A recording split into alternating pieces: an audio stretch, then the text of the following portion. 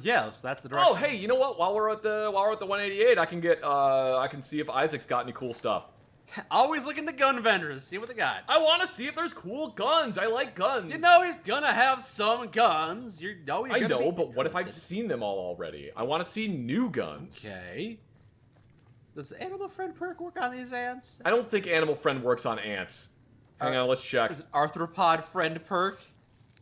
Ants are technically animals. I mean, they're territorial, but they're not attacking on sight. Yeah, you're right. They're not. All Just right. keep your distance then, I guess. I guess it works. Okay. I keep telling people it's useful. Yeah, but it requires you to invest into charisma. Charisma's not entirely a dump stat. Are you doing the nihilist penguin bit? What are you doing, man? Just walking into a sunset, but the sunset's a dust storm. This guy does not seem smart. All right, well, I'm trying to get to my car. shouldn't have driven it off road. Well, I thought the suspension would hold. Well, you thought wrong. That reminds me, my dad got a vehicle specifically to go over dunes. Mm-hmm. He wanted to drive over sand dunes, but instead of getting a dune buggy, he got a red pickup truck. And it was a lot of fun for about 30 seconds after that first jump, and then the suspension broke, Oh. and then we had a bumpy ride home. Oh. Yeah. That's not good. No, it wasn't. It wasn't the best of times. You probably wanted a sandrail is what you wanted to get. Probably wanted something other than That's the sandrail is like the generic name for dune buggy, because technically a dune buggy has to be built on a Volkswagen Beetle. Oh. That's why it's a buggy. Okay. the thing- Volkswagen Bug. Yeah, the thing you're thinking of, that's like the metal tube chassis with the really big rear tires and then like the small thin front tires. that everyone calls a dune buggy. That everyone calls a dune buggy. That is a sandrail. That President Kimball nearly got killed at Hoover Dam. Now he knows how we feel about the NCR around here. Bro, I don't care. I was talking about sandrails and dune buggies. Oh, is it Alexander? Still making a nuisance of yourself. Oh, it's a Ruger 1022. That's interesting. I'll take a look at that. A lot of fun weapons to play around with there, yeah. 357 Magnum, cool. Police shotgun. Oh yeah, so it's a sawed-off 25mm 9mm pistol. All right, we're into the A's now. It's weird that it says coach gun, but the image is of a mare's leg lever action, which I would not consider a coach gun. I would consider a coach gun any shotgun, whether it be like a side-by-side or an over-under that's like somewhat shorter barrel, more maneuverable, lighter weight, that's very handy to swing around. 22 rifle, which is a Ruger 1022. All right. It's basically like, when I get people ask me like, what's a good 22 rifle to get to Ruger 1022? Man, I love my guns. I mean, you and me both, buddy. The Ruger 1022 is just like incredibly prolific. It's incredibly common. There's tons of parts for them. It's just a simple 22 caliber rifle. They Hey, work shoot well. into those tires for safety reasons. Okay, yeah. There you go. This is the test range. They can't complain now. Just like in the military, just shoot to the tires. Let's see, what else do we got? Oh yeah, we found the survival pistol, which I wanted to see what it was. Oh, it's a high standard. Oh, it's a high standard pistol. I don't know what that is. It's just a 22 pistol. It's a 22 pistol, but I think oh wait, no, it isn't a high standard. It's a Colt Woodsman. With an invisible magazine. Why did I say high? Why did I say high standard? They are kind of similar. It's a Colt Woodsman. I'm curious as to why they call it a survival pistol. Because if you use it in a life or death situation, you'll survive. I don't know enough about whether this was issued to like air crews or something in World War II. That would be my main guess, is like pilots would get it. It's like an air crew survival pistol. Yeah. But yeah, it's just like it's a blowback operated 22 long rifle pistol. Okay. Unfortunately, a lot of 22 pistols kind of look the same. It's not like you need a lot of mechanisms behind it. It's a small bullet. Put the bullet in a slingshot, basically. Yeah, so there is a Colt Woodsman, and then there is the high standard. And there are military versions of the high standard, but again, it's a 22, so a lot of them were designed as like, they're training pistols or target pistols. They're not meant as like a military service firearm. Mm-hmm. Most of the US military used to do a lot of training with like 22 long rifle stuff, because it's a really good way to teach people who, you know, may have never actually fired a gun before, how to fire a gun. Is you get them this thing that shoots a little tiny 22 caliber bullet. So Ease like them into it, yeah. Yeah, you're easing them into it. if the concept of a gun scares you, here's the smallest, weakest gun we have. Yeah, like case in point, it wasn't until the 1960s that a lot of companies even started putting serial numbers on 22 caliber firearms because it was basically considered a toy. Yeah. It was like it was basically the next step up from a pellet gun was a 22 caliber gun. Yeah. There are literally instances of some bars having guns in 22 short that you would go to the bar and drink and shoot at stuff indoors with a 22 short. Yeah, because it's not loud. It's not that loud. Like 22 short is really not that loud. Anyway. The coach Oh gun. yeah, the coach gun. Oh, that's weird. The image is like a mare's leg style lever action, but Yeah. the actual gun is what I thought it would be. Okay. It's a side-by-side 12 gauge. All right, so it's just the weird icon. Yeah, so it's like a sawed-off side-by-side 12 gauge. Oh, all right. It looks way bigger than a 12 gauge would though. That looks like a 10 gauge. It's a 2 gauge for 2 barrels. No, but like a 2 gauge would be absolutely massive. Yeah. I feel like a 2 gauge would just be like a fucking 40 millimeter. I've said this before. Gauge is how many spheres made of lead the diameter of the barrel equal 1 pound. So a 12 gauge is 12 spheres the diameter of the barrel made out of lead equals 1 pound. Oh, all right. So a 4 gauge shotgun is 4 spheres made of lead equal 1 pound. Okay. So if you have a 1 gauge shotgun, That's like a cannonball. that is just a 1 pound sphere of lead. That is how big a 1 gauge shotgun I would didn't be. know that. I'm learning today. I thought I had said that before. I don't remember Gauge that. is weird. Yeah. Gauge is really weird. Except, now that applies to all shotguns in the United States, except for 410. Because 410 is not actually gauge. It's referred to as 410 gauge because it's a shotgun, and we refer to all shotguns as gauge. Right. But the 410 is not gauge, 410 is caliber. Okay, makes So it's a 410 caliber barrel. All right. I don't know what 410 would actually be in gauge. It would probably be like 30 or something. This looks like a 8 gauge shotgun, just how big these shells are. Right. When I reload it. I keep on forgetting that 12 gauge is more powerful than 20 gauge. It's like golf. Lower number is more. Yeah, I think 20 gauge is kind of underrated as like a shotgun. I didn't say it was bad. No, it's not bad, but I personally think that 20 gauge is kind of underrated because 20 gauge, yeah, it has less recoil than 12 gauge, but it's not like that much less. If you shoot me with a 20 gauge, it's gonna hurt if it don't kill me. Oh, wait, no, I found the scout rifle. I forgot. I found the scout rifle. I fucking love the scout rifle. Oh. I want to get one of these so badly. Nice. I want one of these so badly. Could be good for a scoped weapon. I don't don't normally care for those. So let me tell you about the scout rifle real quick. All right. Okay, so the scout rifle is made by Steyr. It's the same company that made the AUG.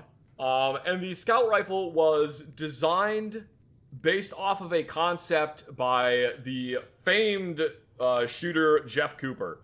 It's intended more of a hunting gun or what would be considered a guide gun. The concept behind the scout rifle is it's a gun that you carry a lot and then you shoot occasionally. So it's really lightweight and generally you want it to be in a larger caliber. So I believe the original scout rifle concept was it needed to be 30 caliber or larger. When you say guide rifle, you're just leading people through the forest and you occasionally come across a bear. You are a guide rifle. And then you guide it to the afterlife? A guide rifle in this context is someone that is taking someone else on a large game hunting expedition. Oh. So you are the person that knows the area, you know what animals are in the area, you know where those animals like to go, and you are taking this guy to go shoot a buffalo in the face. You could feasibly use this as your hunting gun. The reason it has to be large caliber because it has to be able to take out a fucking water buffalo. Right, yeah. So you want it to be in like 308 caliber or larger. Like something like 4570 or something along those lines. The reason the scope is mounted further forward is because again, this is another practical thing of usually when you put a scope on a gun, it means that you can no longer use stripper clips to load that firearm. Why not? Because the scope is directly on top of the ejection Oh. port. So you have to single hand load rounds into it. You can't use stripper clips anymore. So one of the other concepts for the scout rifle is it had to be able to be fed either with stripper clips or with detachable box magazines. So by moving the scope further forward, you can now use stripper clips. This gun doesn't need to use stripper clips because it uses detachable magazines. Okay. By putting the scope further forward, it does mean you have to use what's called a longer eye relief scope, but you now have a bigger field of view. Your entire view isn't being taken up by this tube that's right in front of you. Yeah. So it's when you're aiming down the gun, you can still see what's around you. So if you are, for example, in this instance, because it is a guide gun, if you are telling the person that is supposed to be taking the shot, there's a water buffalo over there, we're going to be shooting at that one, and you're aiming down the scope at it, and then a fucking lion pops out off to your left, you can quickly turn and shoot at the lion because you had a better field of view. I understand. Yes, this does actually have backup iron sights, so you can see that little aperture Oh, little right flip there. sight. Yep, so there's one on the rear, Okay. and there is Oh, flip side on the front is there. one on the front. That little serrated part, you pull that forward and the front sight pops up. Is the scope in the way of that? The scope is in the way of the front sight. Okay. So the iron sights are more of like an emergency sighting system. If in you case, didn't have the scope on there. it's more in case your scope just fucking breaks. All like right. you dropped your rifle and the scope is broken, you just remove the scope and now you use the emergency iron sights. Okay.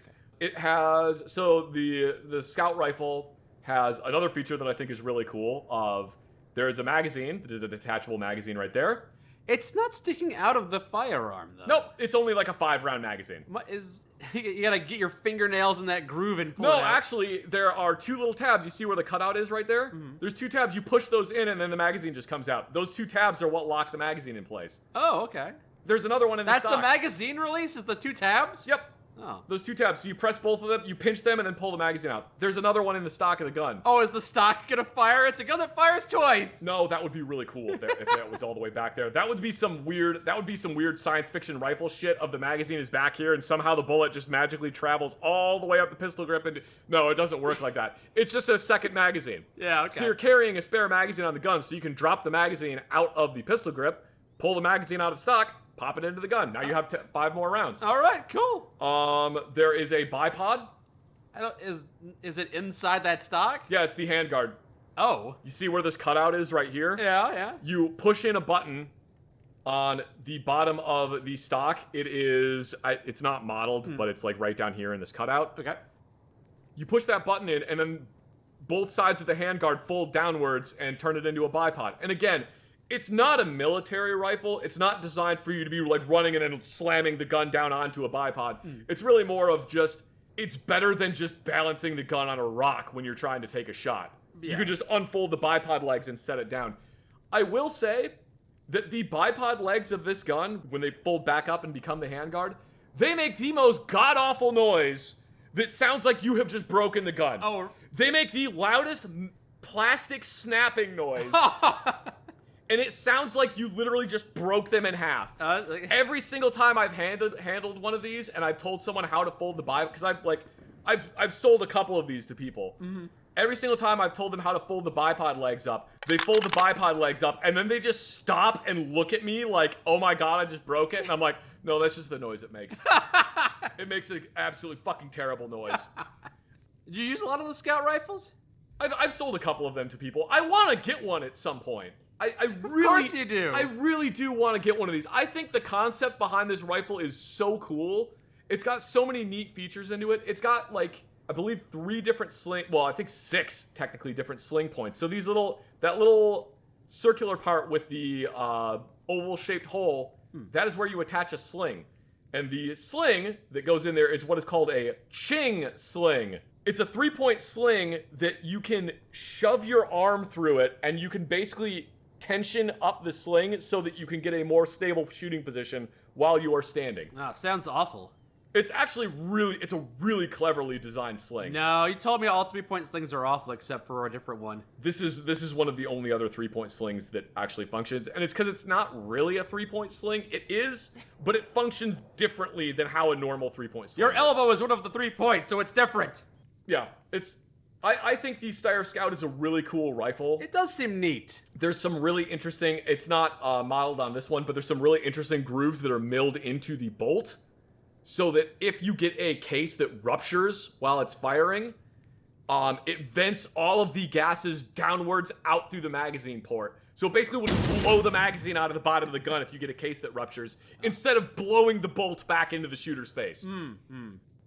I guess if I had to say something I don't particularly like about the Steyr Scout is, I think they're just now making versions that have a Picatinny rail on the top of it. They use what's called a Weaver rail, which is a different type of rail system, and it means that you can't put a lot of modern optics with an integrated rail grabber onto this gun.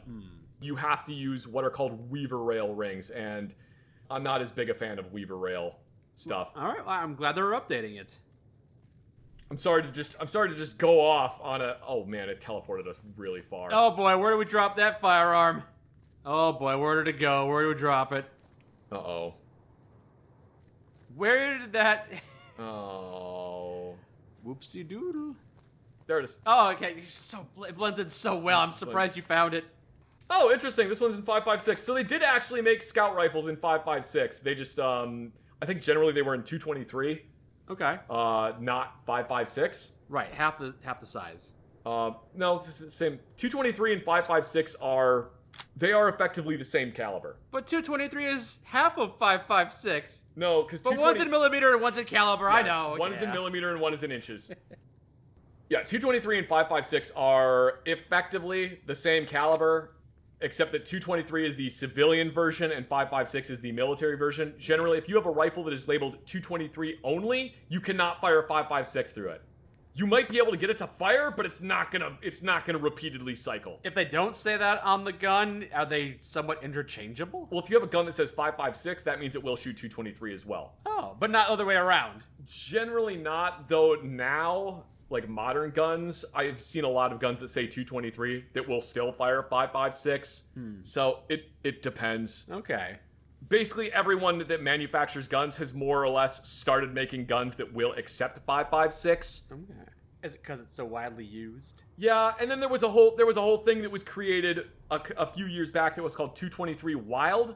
223 Wild is just 5.56. All right, no difference. Yeah, it's annoying that. Oh yeah, are you getting annoyed by all the different types of calibers? I will agree with you that is very annoying at how many different types there are and why they get different names. That is infuriating because there is a lot of them and it's hard for me to keep track of all of them inside my head. Okay. So I agree with you on that point. I'm glad we have some common ground there. Yeah, I agree with you that there are a lot of calibers and you just don't agree that we only need to have one caliber. No, I do not agree that we only need to have one caliber. It's only rifle caliber and handgun caliber, and maybe sometimes shotgun shell. That's it. Yeah. This is the only calibers. All right, shall we go? Oh, we were trying to find the guy that was the electronics dude. Right. I mean, even though technically the quest is over. Would you call the not Dune buggy a tube chassis? Tube chassis. Yeah, because it's just like metal tubing that's bent and then welded together. I don't think that name's gonna catch on. And if Dune buggy isn't a proprietary name under trademark or copyright, I think most people are just gonna keep calling it. Yeah, people call them all kinds of different things. I've heard multiple different things, or I've heard multiple names for those. But the two most common ones I've heard are Dune buggy and sand rail. And then it's like if you want to be hyper pedantic, then you call it a sand rail. You call it a sand rail, not a dune buggy. I got a sand rail. Yeah, that pickup truck did not make for a good sand rail. No, it just didn't make for a good dune riding vehicle. No.